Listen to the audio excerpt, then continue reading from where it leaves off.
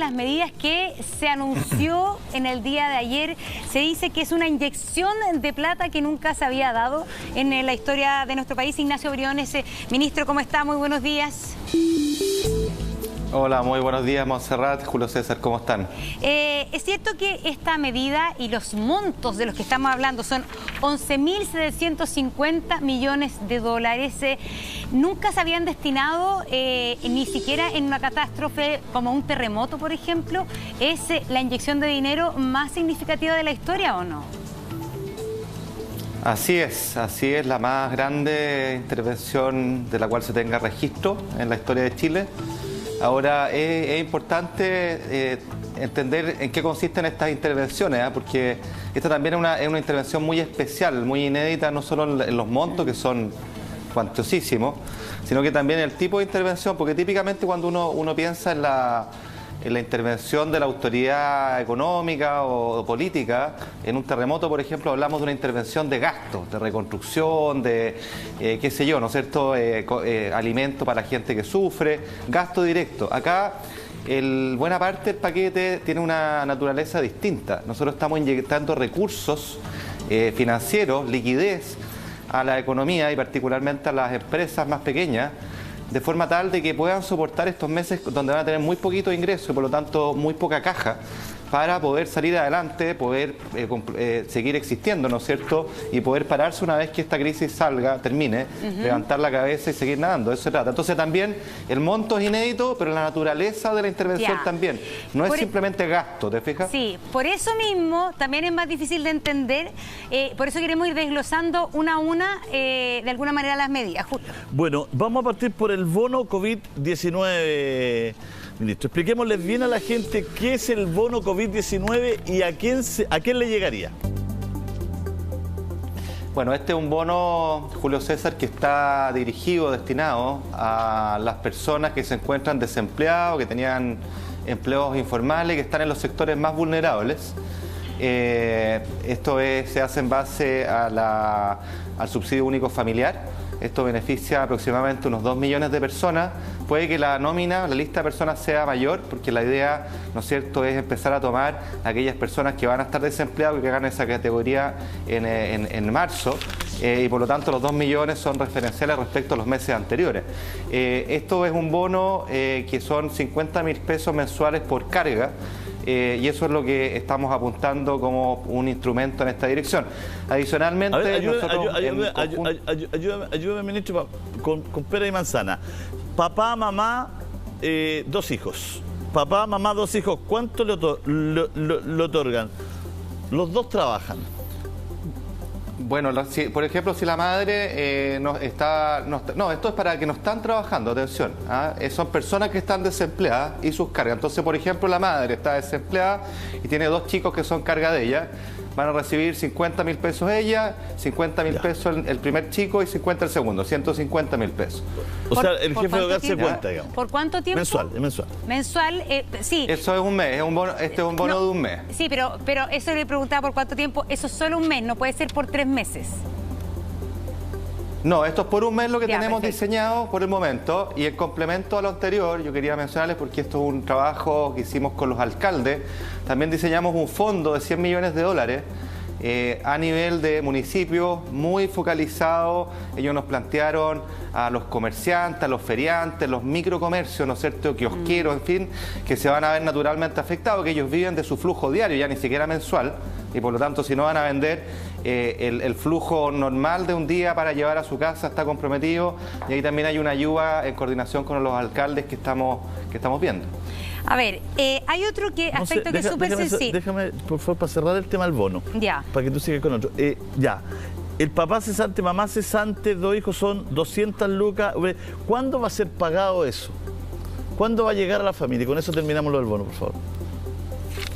Mire, eso va a ser, estamos evaluando en este minuto, porque como yo le explicaba, técnicamente usted tiene que hacer el bono sobre una nómina de personas que son elegibles para el beneficio. Entonces, por ejemplo, ahora se acaba de pagar el bono marzo, que se hace con la nómina de 2 meses atrás. ¿Qué es lo que nosotros quisiéramos reflejar acá? que ojalá hubiera más gente que la que recibió el bono marzo, porque entendemos que en estos meses va a haber más gente afectada que se va a quedar sin empleo y que va a pertenecer a los sectores más vulnerables. Entonces, pagado bono marzo, nosotros lo que nos gustaría es que esto fuera idealmente en mayo, de forma tal de recoger, mayo, incluso junio, de forma tal de recoger en la nómina a la gente que se va a ver reflejada en estos días, a partir de marzo, con problemas de trabajo y de ingresos. Ya. Entonces, el bono, ¿más dudas sobre el bono? No, en mayo, encuentro lejos. Sí, yo también encuentro lejos. Encuentro lejos porque la cosa es cómo se sobrevive Sí, abril. Quiero explicar el punto porque es importante que se entienda bien. Lo que busca este bono no es ahorrarse plata, es destinar plata. Y lo que busca este bono es que esta plata llegue a la mayor cantidad de personas, ¿ya? Entonces, ¿qué es lo que va a pasar? Si yo hago un bono con la nómina que tengo hoy día, es una nómina que no refleja lo que ha pasado ni siquiera en marzo. Y por lo tanto, a mí lo que me interesa es que esa nómina refleje lo que pase al menos en marzo. Y para eso estoy obligado, ¿no es cierto?, a que este bono no lo puedo pagar mañana, sino que tengo que esperar algo de tiempo. Entonces, o sea, los primeros días de mayo, no es una medida, claro, no es una medida que busque ahorrar dinero, sino que es una medida, por el contrario, que busca que ojalá haya más gente que va a estar cubierta por el bono. Ya, perfecto. Los primeros días de mayo serían. Así es, eso es importante, ya. A ver, hay un grupo de personas que son de los trabajadores suspendidos. A ver, hay un montón de áreas laborales donde por mandato sanitario no van a poder trabajar eventualmente o ya no están trabajando y que, por ejemplo, maestros de la construcción, construcciones que se han suspendido, vendedores de retail, meseros, cocineros, que por distintas razones, porque hay algunas comunas donde se han cerrado restaurantes, donde se van a cerrar todas las discotecas de la región metropolitana, bueno, ellos son finalmente impedidos de ir a trabajar. Según las medidas de ayer, ellos deben, por obligación y por ley, si es que se aprueba en el Congreso, la empresa tiene que garantizar el contrato, no lo van a despedir, eso es lo que se entiende, ¿no es cierto?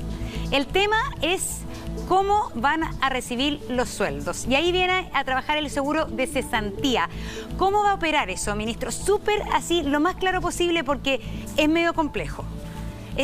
Son trabajadores que están contratados, que reciben su salario y que por lo que uno adivina en esta medida no van a recibir el salario completo. Vamos, tiene toda la razón. Tratemos de explicarlo en simple, quizás tomemos un ejemplo a ver si resulta. Ya. Imaginemos un caso que todos hemos visto en nuestros barrios, un restaurante, un café de la esquina, ¿no es cierto?, que no está vendiendo nada, o está vendiendo muy poco, por lo tanto a ese emprendedor le bajaron sus ingresos fuertemente. Por otro lado, por razones sanitarias, sin que haya un mandato de autoridad todavía, sino que simplemente de facto lo que está ocurriendo, el trabajador tiene que estar en su casa, no puede concurrir al trabajo, y ese empresario o ese emprendedor que no está recibiendo ingresos y que además tiene que pagar un sueldo está en serios problemas. ¿Cuáles son sus opciones? Despedir al trabajador, porque le dice, ¿sabes qué? No tengo ingresos y tú tampoco estás viniendo a trabajar, así que no te puedo pagar tu sueldo. O hacer su esfuerzo por pagarle, pero como no está recibiendo ingresos va a quebrar, en cuyo caso también va a quedar ese trabajador desempleado. Esa es la realidad a la que apunta este proyecto, diciendo que entendemos la situación del empleador que no está recibiendo ingresos, no tiene capacidad de mantener al trabajador en su casa pagándole el sueldo, pero no queremos que lo despiden ni tampoco que la empresa quiebre, porque es lo mismo, al final el trabajador se queda sin pega. En consecuencia, lo que le estamos diciendo, mire, usted mantenga su vínculo laboral con el trabajador, no rompan el contrato de trabajo. Usted, emprendedor, siga pagándole las cotizaciones de salud y previsionales, pero temporalmente, mientras el trabajador esté en su casa, lo vamos a eximir de la responsabilidad de pagarle su sueldo. La pregunta que sigue, bueno, ¿y de dónde va a sacar la plata el ingreso ese trabajador? De ahí entra este mecanismo que hemos definido, que es que para todos los efectos prácticos él va a poder concurrir al seguro de cesantía y obtener un ingreso de ahí en los mismos términos que obtiene un trabajador que sí está desempleado y que no tiene vínculo contractual. Quiero decirlo con mucha claridad, esto significa que ese trabajador va a recibir un sueldo que es menor al que tenía. Claro. ¿Ya? El primer mes es un 70% del sueldo. ¿Ya? Y hay que empatizar con esa realidad, porque va a ser un sueldo menor, pero la opción acá es el riesgo de perder el empleo y no recibir nada, y ese es el punto de fondo. Ahora, como esto puede ser bastante masivo, hay muchos trabajadores que en un mismo momento, miles quizás, van a estar en esta situación, bueno, este fondo uno lo empieza a secar, le empieza a sacar mucha plata y se puede extinguir. Entonces, ¿qué es lo que va a hacer el fisco? ¿Qué es lo que vamos a hacer nosotros como gobierno? Es concurrir con recursos hasta 2.000 millones de dólares de forma tal de asegurar la sustentabilidad de ese fondo. Dos cositas finales, Montserrat, que es importante aquí explicar. Lo primero, claro, uno dice, oye, qué injusto, este trabajador está recibiendo menos que el sueldo que tenía en una situación normal. Pero el punto es ese, hoy día no estamos en una situación normal y nos estamos preparando para entrar en una situación aún menos normal. Y esto significa que vamos a pagar costos. Esto nos va a golpear con fuerza, de forma transitoria, pero con fuerza en lo económico. Es fundamental que todos lo entendamos. Entonces acá los costos para esto van a tener que ser compartidos. Trabajador, empleador, los ciudadanos, nosotros como autoridades, y es fundamental verlo de esta manera. Sí, está la duda porque ya hay muchas denuncias respecto a despidos. Cuando se dice que con esta medida hay que evitar, es para evitar finalmente los despidos y que mantenga el empleador la relación contractual con el empleado. ¿Eso quiere decir que la ley va a prohibir los despidos o no? Esa es la preocupación hoy día de la gente. Porque finalmente dicen, esto lo va a decir la ley, pero si a mí me quieren despedir, me va a despedir igual. Mire, qué bueno que me hace esa pregunta, es fundamental. Parto por lo siguiente y quiero ser súper claro y a lo mejor poco popular, pero a mí me gusta hablar con la verdad y no con la popularidad. Suena súper bonito, una ley que impida los despidos. Claro. Yo estoy seguro que varios se sacan varias fotos y la gente aplaude.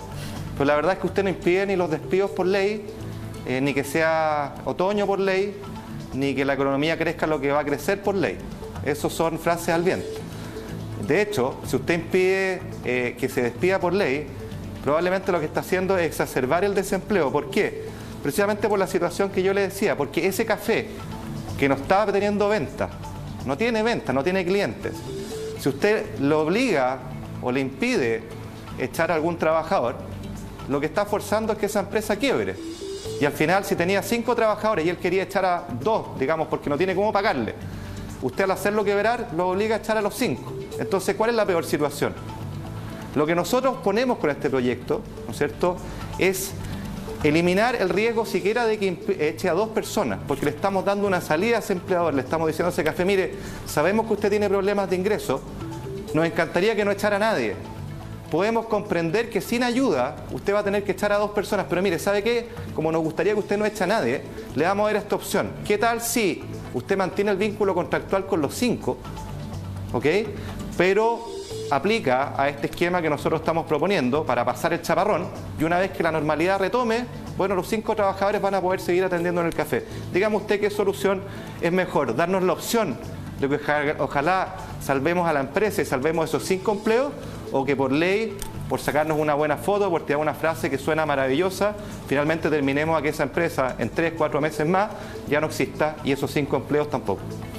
Bueno, uno entiende que estamos en una situación crítica y uno entiende que todos tenemos que poner de nuestra parte. Tomando el mismo ejemplo, seguramente los 5 empleados de ese café saben que no entra nadie, se dan cuenta de que no tiene venta el café y se están mirando la cara uno a otro, y seguramente esos trabajadores quieren irse de cuarentena a la casa. Además, quieren estar en sus casas con sus familias, protegiéndose y cuidándose ellos y cuidando a todo el país. Entonces esto tiene que transformarse en algún minuto en un círculo virtuoso, como bien dice usted, ministro. Quiero hablar de la flexibilidad de las deudas. El punto de la flexibilidad de las deudas, porque el dueño de un banco, ¿no?, del Banco Chile, ya informó, ¿no es cierto?, que tanto en los créditos hipotecarios como en los créditos de consumo iba a trasladar algunas cuotas al final. ¿Qué es lo que se está haciendo con relación al Banco Estado? Si ustedes tienen algo que ver ahí, porque sé que se le va a inyectar capital. Y por otra parte, el fisco, ¿no?, en la tesorería, el impuesto. ¿Qué pasa con las deudas de los chilenos? A ver, esa es una muy buena pregunta que usted me hace. Primero, respecto a los bancos privados, efectivamente el Banco de Chile fue el primero en anunciar una medida en la dirección que usted señala, ¿no es cierto?, de postergar el pago de dividendos. La verdad es que esto es una conversación que nosotros hemos mantenido hace varios días ya con la Asociación de Bancos, ¿no es cierto?, y con la Comisión de Mercados Financieros, para que efectivamente esto ocurra. Y los bancos, y lo puedo decir públicamente porque sí lo hemos hablado, están avanzando, no solo el Banco de Chile, sino que los otros bancos a moverse en esta misma dirección, producto de esta mesa de trabajo que instalamos, esta conversación que instalamos, que requiere no solo voluntad de los bancos, sino que también ciertos aspectos regulatorios para que esto ocurra. Esto no cae del cielo ni es improvisado. Y yo agradezco la disposición de los bancos en esa dirección, porque aquí todo lo que sea alivio para el bolsillo de las familias en los meses que vienen es fundamental. Es lo mismo que nosotros hemos hecho con el grueso de las medidas, o una parte sustantiva de las medidas que presentamos ayer, que son alivios tributarios que inyectan liquidez, le inyectan plata al bolsillo a las empresas, particularmente a las pequeñas, y a las familias en algunos casos. Entonces, la liquidez, asegurar la caja para enfrentar el chaparrón que viene es fundamental, Julio César, particularmente teniendo a la vista, ¿no es cierto?, que hay familias bien endeudadas y que no pueden, con ingresos más bajos, o emprendedores que están muy endeudados y que van a tener ingresos bajos, no pueden servir normalmente sus obligaciones financieras y tributarias. Entonces, los alivios de liquidez acá son fundamentales.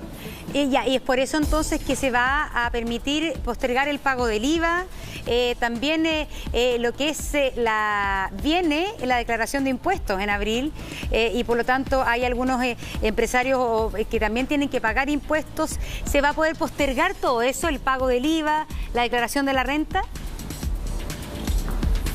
A ver, hay varias medidas tributarias. Déjeme, antes de entrar al detalle de las más importantes, explicar cuál es el sentido para que la gente que nos escucha esta mañana lo entienda. Acá hay que entender que este shock, que era de salud, se ha transformado en un choque económico, porque afecta el normal funcionamiento de nuestra vida, nuestra actividad productiva en el mundo, está causando estrago económico y eso también nos impacta. Entonces, se vienen meses muy difíciles, yo quiero decirlo con mucha claridad y responsabilidad, pero son transitorios, es un golpe, un pencazo muy fuerte que dura no para siempre, ¿ya? Entonces, ¿qué es lo que se trata acá? Es que usted me la dejó boteando, no para siempre. ¿Cuánto ustedes calculan este golpe tan fuerte? Yo veo las medidas y siento al verlas que ustedes están calculando 3 meses críticos. Sí, a ver, hay varias preguntas en una. Déjeme tratar de ordenar la idea y usted me recuerda para no esquivar su pregunta esa al final. Pero digamos que es transitorio y podemos discutir cuánto, si son 3, 4, 5 meses, ya, pero es transitorio, o sea, es un periodo durísimo que va a pasar, pero que no dura para toda la vida, ¿ok? Entonces, ¿cuál es la preocupación principal acá? La preocupación principal acá es que este golpe transitorio no se transforma en un golpe permanente. ¿A qué me refiero? Usted no podría imaginar que uno entra acá como en un periodo de hibernación, ¿ah? Como que se mete a la cama a dormir 3, 4 meses, lo que sea, y uno dice, bueno, ¿qué tanto? Después despierto, salgo un poquito dormido, me paro a poco, pero después vuelvo a caminar con normalidad. Uno podría hacer esa analogía y está perfecto, salvo que en ese periodo de hibernación yo tengo que seguir pagando deudas, pagando arriendos, pagando sueldos, es decir, gastando plata, por un lado, pero no estoy teniendo ingresos por el otro. La liquidez es fundamental. Entonces, lo que queremos evitar acá es que este periodo en que ese problema se produce, haya empresas que quiebren, haya empleos que se destruyan, y que luego, cuando nos despertemos de este periodo de hibernación, bueno, la verdad es que esa persona que tenía que despertarse ya no se puede despertar, porque ya no existe. ¿Ya? Ahí es cuando un golpe transitorio, que podía durar 3, 4, 5 meses, lo que fuera, se transforma en uno permanente, porque esa persona que se puso a dormir al principio, o esa empresa que entró a dormir al principio, ya no va a poder levantarse al final. Eso es el foco de lo que queremos evitar, y ese es el centro de la protección del empleo, de la protección de la pyme, ¿no es cierto?, de forma tal de que cuando pase el chaparrón, como si una hora nos estuviera revolcando, nos amarreara, bueno, la pasamos mal, queríamos salir, no podíamos, bueno, podamos levantar la cabeza y seguir nadando. De eso se trata. Entonces, ahí voy a las medidas económicas y tributarias. Las medidas tributarias hacen precisamente eso, es inyectar liquidez a la pyme, a las empresas. ¿Por qué? Porque lo que le estamos diciendo, mire, ¿sabe, señor? Yo le tenía que devolver sus impuestos que pagó en exceso en un mes más. ¿Sabe qué? Se los voy a devolver al tiro porque entiendo que usted necesita caja. ¿Sabe qué? Usted me tenía que pagar un impuesto mañana, entiendo que necesita caja, no se preocupe, páguemelo en 2, 3 meses más. ¿Sabe qué? Usted tenía que pagar los meses que siguen unas provisiones de impuestos para los años siguientes, los famosos PPM, los pagos provisionales mensuales. ¿Sabe qué? Le estamos diciendo a todas las empresas, olvídese de este cuento por los próximos 3 meses. Los vamos a eliminar, los PPM, en los próximos 3 meses. No me pague nada, porque me los va a tener que pagar igual en la operación renta el año próximo. Entonces le estoy haciendo un préstamo por estos 3 meses. Todas esas medidas allegan mucha liquidez al sector productivo, particularmente a la pyme. De los 12.000 millones de dólares que nosotros decíamos, más de la mitad vienen con estos gatillos tributarios que son liquidez pura y dura. Y aquí quiero explicar también una cosita, para ser súper transparente y súper honesto, y adelantarme también a ministro, la crítica. Díganle nomás al productor que le arregle el audífono porque lo vemos un poquito incómodo ahí. Llámelo nomás, llame al productor. Gino se llama. Productor, venga. Dígale. Nunca se ha caracterizado Gino. Como que se me cae. Sí, nunca se ha caracterizado Gino por poner bien el audífono, así que le vamos a pedir que ingrese a nuestro compañero ahí para que diga, pídale usted nomás. Yo lo veía, oiga, está sentado acá al frente mío, yo lo veía que me miraba muerto la risa. Así que aquí está arreglándome todo. Ya, pues, bueno, son las maneras de despicarse con la autoridad, ministro. Aprovechando que no me escucha. No está escuchando, no lo pele. Estamos absolutamente en vivo, le decía que estas son las maneras que tienen los ciudadanos de despicarse de la autoridad. Ahora sí le puso los fonos buenos, lo tuvo un buen rato con los fonos malos.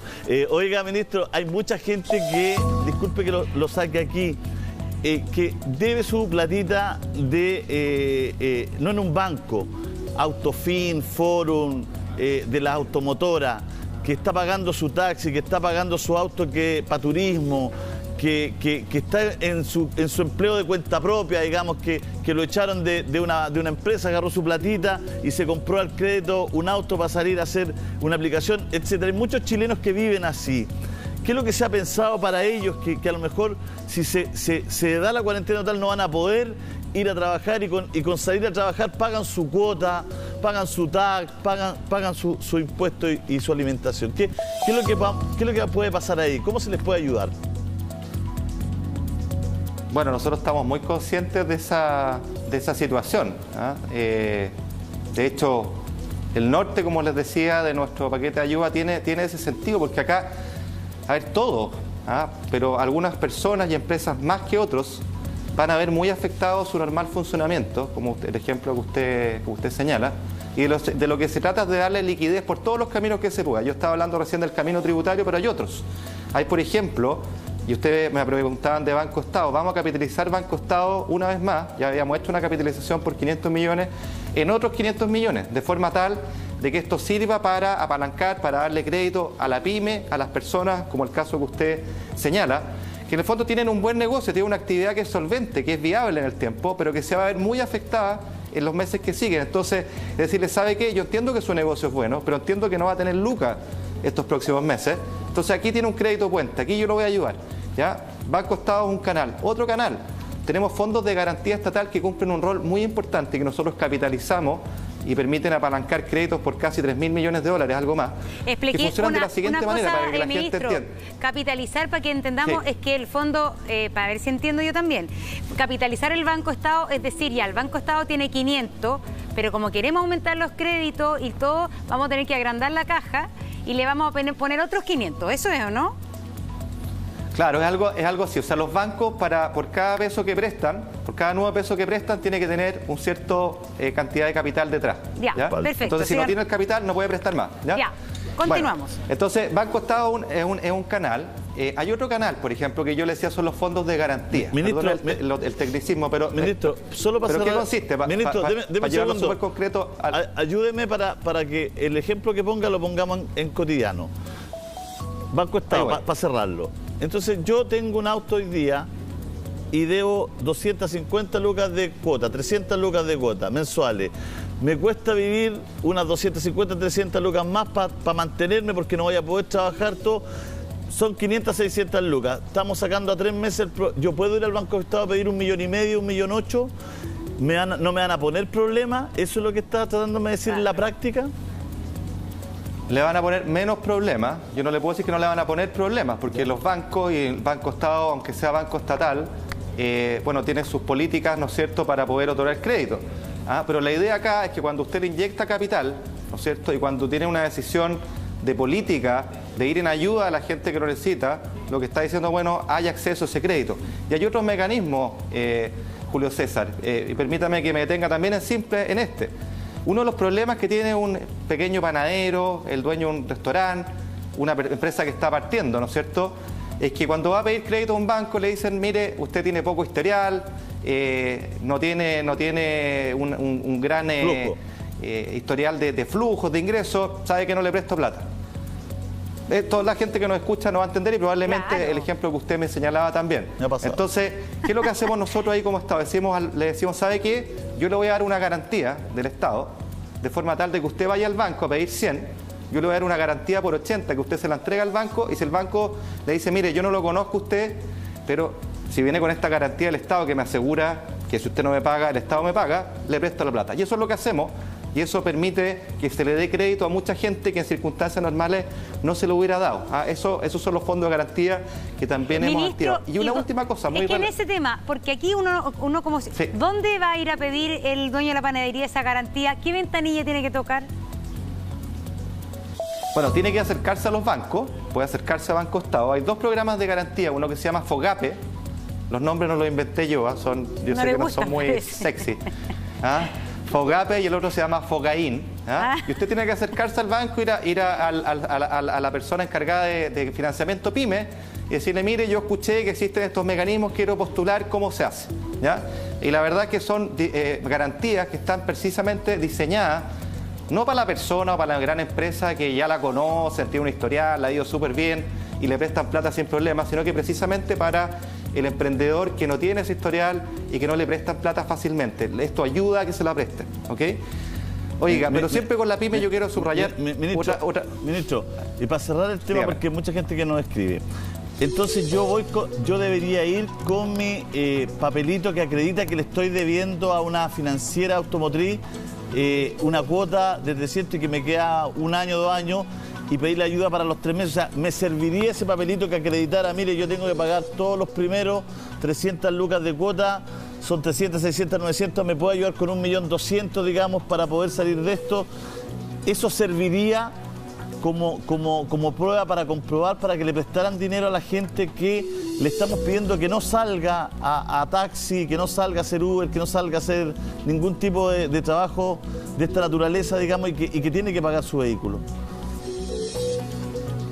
Bueno, usted tiene que llevar los antecedentes, ¿no es cierto?, que sean necesarios para qué necesita la plata, cuál es su proyecto, cuál es su actividad, ¿no es cierto?, y que los bancos le van a pedir. Pero el mensaje central, porque yo no soy el Banco del Estado, ni tampoco el Banco de Chile, yo estoy a cargo de las finanzas públicas del país.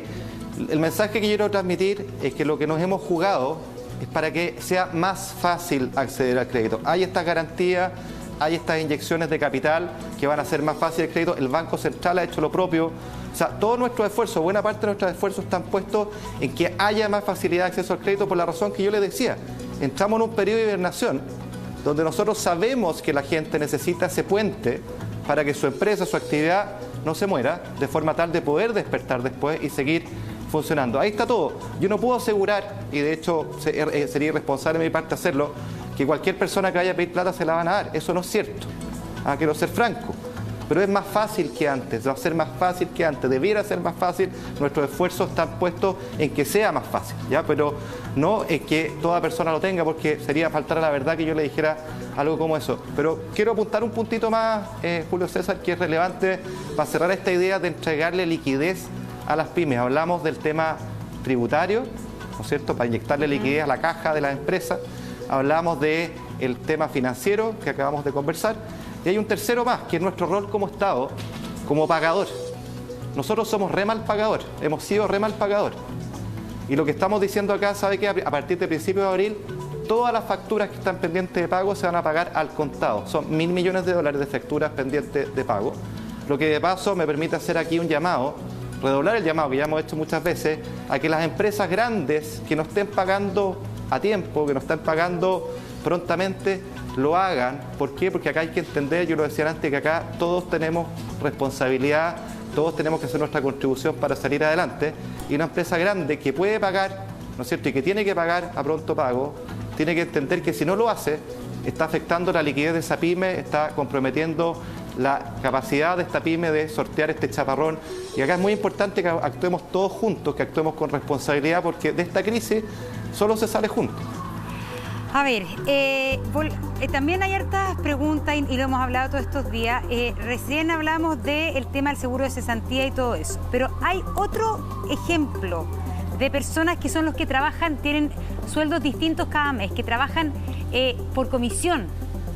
Y eso, obviamente, que con los malls cerrados, por ejemplo, van a recibir ya el 31 de marzo menos sueldo.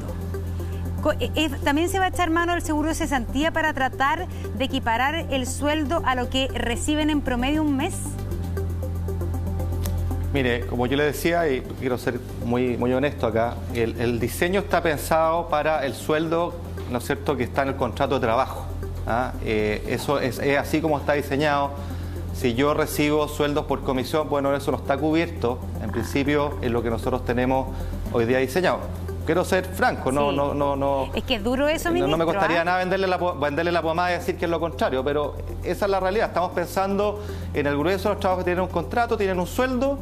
Está esta situación que nosotros conversamos y si tiene que quedarse en su casa por estas razones de emergencia sanitaria, el empleador tiene la posibilidad de mantener el vínculo contractual, no pagarle el sueldo y en ese caso se cobra del seguro cesantía en los términos que se define, base, pero sobre el sueldo. Es decir, claro, siendo así, claro, sin anestesia. Sin anestesia. Los que trabajan de dependientes de una tienda en un centro comercial o la tienda de cadena, por ejemplo, reciben el mínimo de base y comisiones, por ejemplo. Esa persona tiene que saber desde ya que este tema del recurso del fondo de cesantía le va a pagar solo el mínimo e incluso el 70% del mínimo. No tiene cómo recuperar ni cómo ganar un promedio de las comisiones. No, déjeme plantearlo de esta manera y por duro que suene, y yo empatizo con la realidad de esa persona porque su sueldo se construye de dos partes.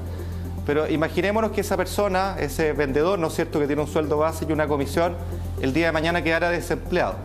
Él recurriría al seguro de cesantía y lo que el seguro de cesantía le pagaría es en proporción a su sueldo base, no de sus comisiones. Aquí estamos replicando exactamente lo mismo, no estamos inventando a nuevo. Yo prefiero ser súper honesto en este periodo, que se viene difícil. La confianza se consigue hablando muy derechamente con la verdad y con honestidad. Y esta es la verdad. Esta es la verdad. Y la verdad es que se vienen tiempos difíciles, ¿ya? Transitorios pero difíciles, y esto va a significar costos para todos nosotros, para los trabajadores, para los empleadores, para la ciudadanía y para el gobierno, que se está metiendo la mano al bolsillo fuerte para tratar de aliviar estos efectos, no anularlos porque no los vamos a poder anular. Insisto, van a haber empresas que van a quedar en el camino y van a haber trabajadores que van a perder su trabajo, pero queremos aliviar lo más posible y eso exige la comprensión y sacrificio de todos. Ministro, el IVA se paga hoy. En este minuto, antes de que usted se retire, yo estaba tratando de pagar el mío acá. El 20 se paga hoy. ¿Este paquete de medidas todo sirve para el IVA que se paga hoy, que muchas empresas pagan hoy, o corre desde el próximo mes? Es una pregunta práctica. Corre para el IVA del segundo trimestre, Julio César, así lo planteamos con claridad y déjeme explicarle por qué, porque esto requiere una cosa del anuncio y luego está la implementación. Esto requiere una serie de trámites administrativos, ¿no es cierto?, procedimientos que se cumplan, luego implementación práctica para que se pueda ejecutar. Entonces acá lo que hemos dicho, esto es segundo trimestre, lo mismo que la gran cantidad de las medidas tributarias que hemos anunciado. O sea, el próximo IVA. Sí, de hecho, mire, entiendo que ya está y si no está ahora va a quedar subido porque ha habido muchas consultas en esta materia. El cronograma de todas las acciones tributarias que están en el plan económico de emergencia, de forma tal de que no quepa ninguna duda de cuáles son los plazos, cuáles son los meses que afectan, pero como criterio general, hoy día estamos en marzo. La idea es que esto rija para las acciones tributarias del segundo trimestre, ¿ya? O sea, de abril. Primer trimestre, enero, febrero, marzo. A partir de abril, por supuesto. Claro, segundo trimestre que parte en abril. Es para darle claridad a la gente, porque la gente está enganchada con nosotros, lo está viendo, ministro, y hace fe lo que usted dice. Entonces, hoy día se paga el IVA para los que lo dejaron hasta el final, pero ya el próximo mes tendrían el descuento, digamos, para tener liquidez. Claro, el IVA que se paga en estos días, hoy día no corre. No corre. Por eso hay que pagarlo hoy día, digamos, ¿ya? Los que estaban más atrasados. Sí. Es que mucha gente lo está escribiendo porque lo paga el 20, como justo hoy día es 20, nos tocó la entrevista. Hoy día hay que pagarlo porque se supone que se está pagando el IVA de febrero. Entonces hay que pagar, en el próximo vendrían todas las facilidades que entrega el Estado. Ministro, hay un tema que mucha gente está preocupada. Y usted está en conversación, dijo, con una mesa con los bancos. Hay algunas cláusulas de aceleración, ¿no es cierto?, que cuando la gente se atrasa, le cobran todo el crédito y por razones lógicas le quitan su bien, su departamento, su casita que ha pagado durante años. ¿Se está hablando de eso? ¿Hay interés que eso no ocurra, digamos? Bueno, es de las cosas que hemos hablado. Yo he visto una buena disposición en los bancos a atender este problema, no solo con las personas, también con las empresas, ¿no es cierto? Las pymes que son sus clientes, las empresas medianas, porque todos entendemos que esto es un shock transitorio muy potente, y de nuevo no le respondíamos hace rato, ahora me acuerdo de cuál es la duración exacta, y yo creo que nadie lo sabe, pero sabemos que no es para siempre. Y que en consecuencia acá de lo que se trata es dar la posibilidad de que la gente luego este chaparrón pueda volver a surgir y no que quede ahogada, ¿no es cierto? No que termine definitivamente ahogada. Creo que en eso estamos todos y yo he visto buena disposición ahí y créame que estamos trabajando duro para avanzar en esa dirección. Ministro, hay mucho empleo informal en nuestro país, hay mucho venta ambulante, venta callejera, que no están en el sistema, y esas personas sí que viven al día. Y con todas las medidas finalmente de tratar de disminuir lo más posible la circulación, la movilización de personas, ¿cómo se ayudan a esas personas que no están dentro del sistema y que no van a tener plata para comer? Bueno, es un buen punto, y está relacionado con el primero que usted me hacía del bono, este bono que estamos discutiendo a la fecha de pago, porque ese bono tiene precisamente ese norte. Aquella gente que no está formalmente empleada, no tiene un contrato de trabajo y que está técnicamente desempleada, aunque sea un trabajador informal, para todos los efectos prácticos era una persona desempleada. Entonces esa persona es susceptible de ser elegible para esta ayuda, que sabemos que puede ser muy insuficiente, ¿no? Pero que es una ayuda porque, quiero decir, en estos tiempos difíciles hay que compartir los costos, hay que hacer lo mejor posible con los recursos que tenemos. No tenemos infinitos recursos. Afortunadamente teníamos buenos ahorros, tenemos bajo nivel de endeudamiento con todo, que nos permite, a diferencia de muchos otros países, poder actuar en la forma que estamos actuando. Y aquí permítame una cápite, porque hace tan solo pocos meses atrás se decía, oye, pero ¿cómo Chile no se gasta los 20.000 millones de dólares que tienen ahorros? Y cuando yo decía, oye, ojo, los ahorros hay que ser prudentes, hay que guardarlos, porque no sabemos lo que puede pasar más adelante. Bueno, estos son el tipo de cosas que justifican que uno tenga su ahorro, y este es el momento de usarlo, y es lo que estamos haciendo, ¿ya? Lo mismo que la deuda, pero... Sí. Ministro, sé que tenemos que despedirlo porque tiene una reunión, pero solamente ante la operación renta es algo que le preocupa a todos, y todos los chilenos tenemos que hacerlo. Los que trabajan, digamos, los trabajadores, están viendo lo de todo el país. ¿Qué va a pasar con la operación renta? Y si hay posibilidades de devolver, los que tienen devolución, esa plata lo más rápido posible, que da liquidez, digamos. A ver, la operación... Sí, muy buena pregunta. La operación renta se mantiene en las fechas que se han establecido, no hay un cambio ahí. Hemos dado un montón de facilidades para las declaraciones juradas, porque entendemos que la actividad no está en la cotidianidad, el contador quizás está por internet, como todos, a distancia. Entonces hay facilidad administrativa para que eso se facilite. Pero lo que estamos haciendo dentro de la operación renta es hacer una serie de gatillos que se mueven. Entonces estamos anticipando las devoluciones de impuestos en un mes para las pymes, ¿ya? Estos son casi 800 millones de dólares de liquidez a la vena para 500.000 pymes. Estamos permitiendo, ¿no es cierto?, que la declaración del impuesto de primera categoría de las pymes, con venta hasta 350.000 UF, pueda ser hecha la declaración ahora, pero el pago ocurra mucho más adelante. Estamos difiriendo el IVA, como hablábamos recién, estamos eliminando los PPM de los próximos 3 meses para todas las empresas. Y permítame aquí un paréntesis, porque acá yo dije siempre al principio, acá hay que proteger el empleo, es la principal preocupación, ¿ya? Y los trabajadores trabajan en empresas pequeñas, medianas y grandes, y lo que hemos visto en el mundo, que los problemas de las empresas son de las pequeñas, de las medianas y de las grandes. Y en consecuencia, este beneficio o este préstamo, este diferimiento, aplica para todas las empresas de forma tal de llegarle liquidez a todas, a la grande, a la mediana y a la pequeña. Esa liquidez la podrán traspasar a sus proveedores. Esa liquidez, si tienen problemas siendo una empresa grande, le permite sortear este chaparrón y no tener que despedir trabajadores. Entonces acá, ¿qué es lo que quiero decir, Julio César? Muchas veces en nuestra discusión, en los meses anteriores, teníamos esta división maniquea entre pequeña empresa y gran empresa, la buena, la mala. Olvidémonos de eso por un segundo. Aquí lo que se trata es de proteger el empleo, porque la cosa es complicada, es seria. Afuera hay empresas grandes, medianas y pequeñas con problemas, y en Chile también. Gracias. Ministro, ¿para qué le cuento la cantidad de preguntas más que hay? Es que este tema es el que más interesa, pero sabemos que se tiene que ir. Sabemos que se tiene que ir. Yo feliz me quedo un minuto más si quieren, no tengo problema. No, ya, qué bueno.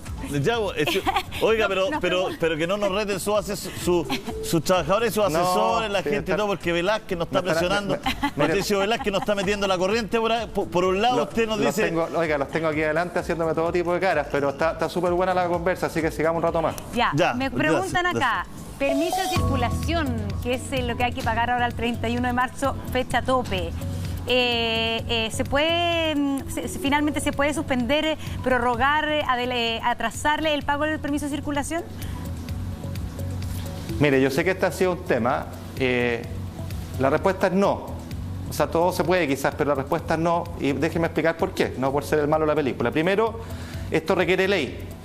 Requiere modificar la ley de rentas municipales.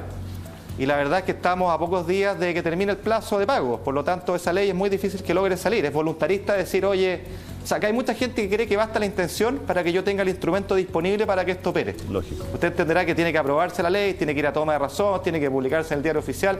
Es muy difícil que se cumpla con los plazos y que yo pueda llegar antes del 31 de marzo. Segunda razón, hemos revisado los números, buena parte del pago de permiso de circulación ya se ha efectuado y se ha efectuado normalmente. Tercero, hay que entender acá que esta plata del permiso de circulación va a los municipios, no viene para acá, para el Estado central. Entonces, cuando yo digo posterguemos el pago del permiso de circulación, claro, probablemente las comunas más ricas, Vitacura, Las Condes, Providencia, no tienen problema en que esa plata les llegue más tarde. Pero ¿qué pasa con las comunas más pobres? ¿Qué pasa con Renca? ¿Qué pasa con La Cisterna?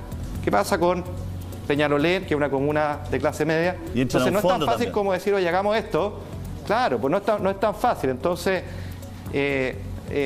eso es lo que puedo decirle. No estaba contemplado por estas razones. En ese mismo sentido, entendemos que incluso en las comunas más ricas entra un fondo de platas comunes que, como usted bien dice, ayuda a las comunas más humildes, digamos.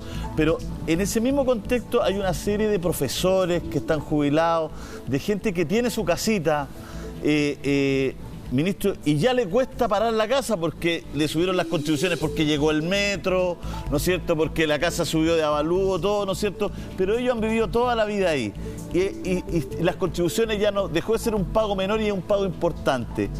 ¿Va a haber una soltura ahí con las contribuciones?